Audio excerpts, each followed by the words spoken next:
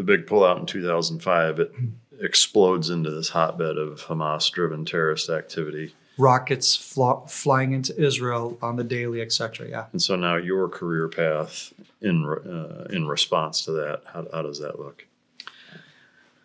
Well, yeah. So my career path went from Givati. I went to commander course, NCO course. I then start my first posting as an NCO in the 1st Home Front Command Search and Rescue Units, which I was pretty pissed about because I'm a combat warfighter, married. I've been married for 3 years when I started my military service. So I'm already at like 4 years into my marriage.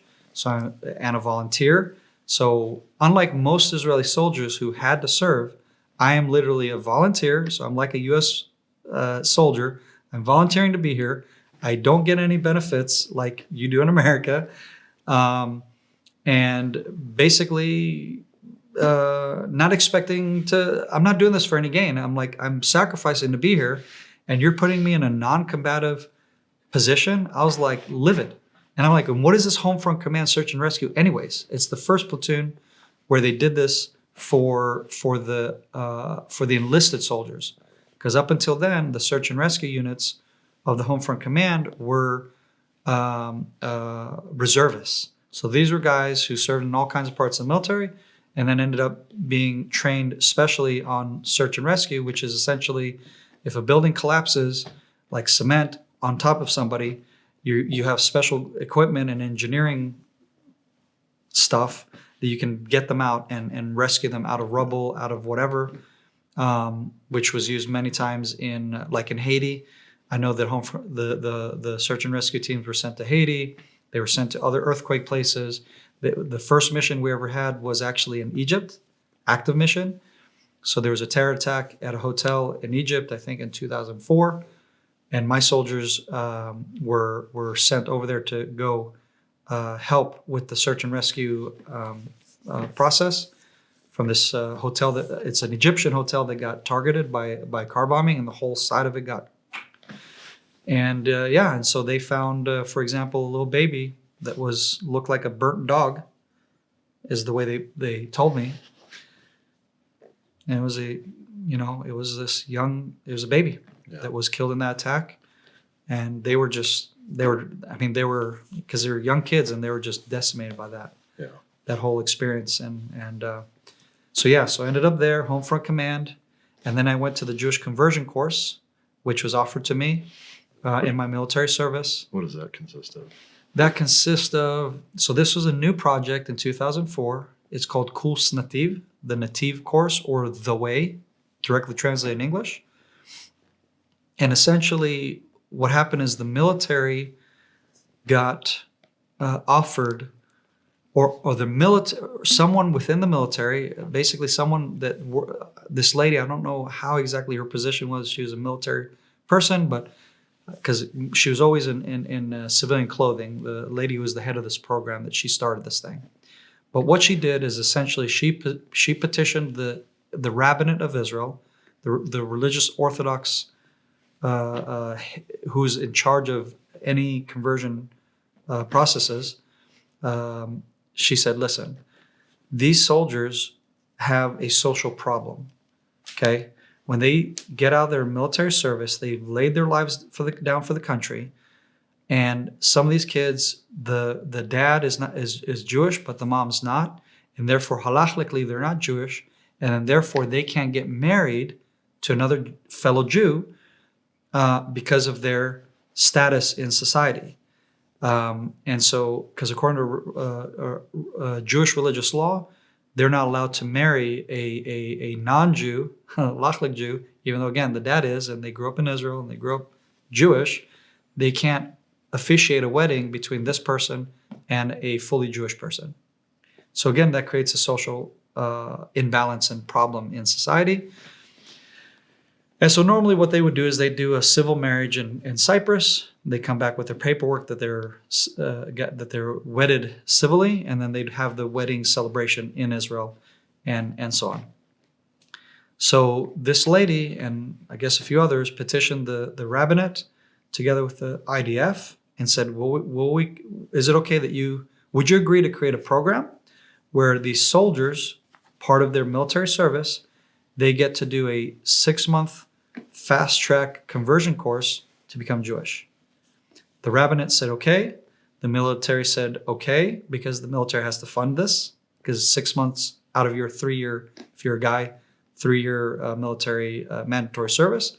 And if you're a girl, it's 6 months out of your 2 years. So that's even more significant. And the way they do it is they break it up into 2-month intervals. So 2 months of basically touring Israel, learning about history and archaeology and a lot of what we just talked about, a little bit of that, and less on religion. And then they would interject into those first 2 months. They would interject, here's a conservative rabbinic view, here's an orthodox view, and give you the full spectrum of Jewish worldviews. And then later, if you're serious and you want to continue, then the next 2 months and then other 2 months, it's, and like I said, it's broken in 2 and 2. The other 2 and 2 months, or the last 4 months, is where you dive into Jewish learning, halakha, Jewish practice, basically how to become a religious Jew. So I took that course because one of my soldiers who came back from the course submitted my name. And I went, you know what? 2 months break from being in home front command, being in a prison, doing prison service because they're using us as manpower to secure these terrorist prisons, which is the prison that I was in for over a year, was the one in Megiddo with my soldiers. So at this time, I'm a platoon sergeant. I'm in charge of my soldiers and myself to provide security for these terrorists. And this was the prison where Musab Hassan Youssef spent, who then became later famously known as son of Hamas, or also nicknamed the Green Prince. So I'm sick and tired of dealing with terrorists, at least babysitting them. I'm more interested in getting them there or putting them 6 feet under. That's all I care about. Last thing I want to do is babysit these scumbags. That's my mindset. So I'm like, hey, 2 months of break from this crap, sign me up. So I go to the course for that only reason. That was my motive. Went to the course. Then I had my world rocked, and it just felt super drawn in my soul. I don't know how else to explain it. I was like crying and emotional through a lot of the different places where we would go, and I was like feeling this deep calling, like this is for you, this is for you and your wife. And I'm like, come on, man. My wife is grew up Swedish Christian, Protestant. Both of us went to Bible school in a Protestant Bible school in America. This isn't going to work. There's no way she's going to agree to this. So I come home from after having this conviction, like this is what I should pursue. I tell my wife, and to my surprise, she's like, okay, like just goes along. I'm like, what? And my wife she's not an easygoing person like that. She's very submissive wife. You're the leader. I follow you and that kind of thing. But she's also she definitely has her opinions, and she's going to let me know it. Right. Which is why I love her, because she's not going to BS me and not tell me what she really thinks.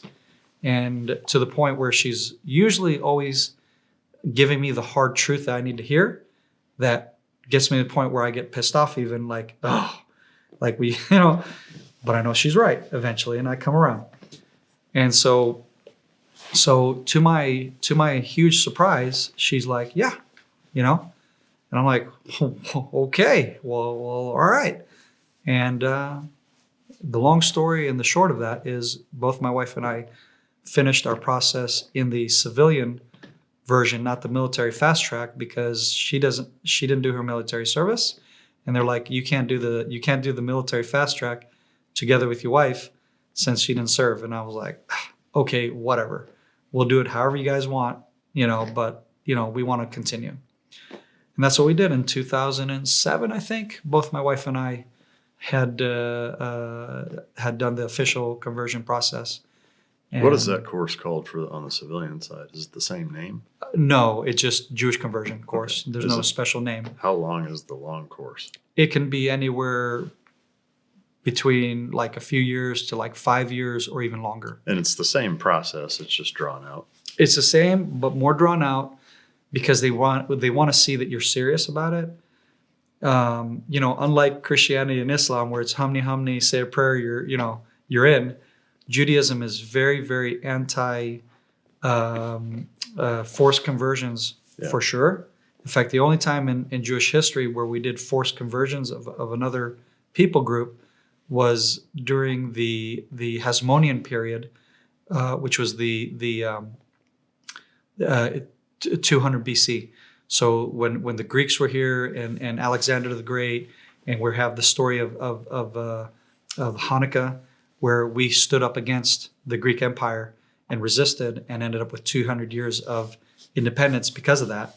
And so the miracle that we commemorate during Hanukkah is that God gave us liberty from this oppressive empire that was trying to steal do away with the Jewishness. It was because it was directly doing away with Jewish practice, circumcision, reading the Torah, etc., and defiling the Holy Temple in Jerusalem. So during that time period, after we had defeated the Greeks, those same those priests that won, those Maccabees, their ancestors basically at some point converted anyone living in that golden era of Jewish rule of Judea, and so that's where you end up with King Herod, the famous King Herod in the New Testament. So he's an Idumean, and so we force converted any Idumeans who lived in our region, his family included, and that's why he's considered to be this very controversial figure who was his family is forced converted to Judaism, but he's actually an Idumean, and so that's why has this duality where on the one hand he's kissing up to Rome, on the other hand he's kissing up to the Jewish religious leadership. So on the one hand build the temple, on the other hand build a palace for Caesar off the coast of Caesarea Maritima for Caesar, and that's what's called Caesarea, etc. So that's the only time in Jewish history. After that, like I just told you, You got to earn. you got to earn. Yeah. You got to earn it. And Yeah. you got to prove that that you really that you're serious and sincere about this. Yeah. So.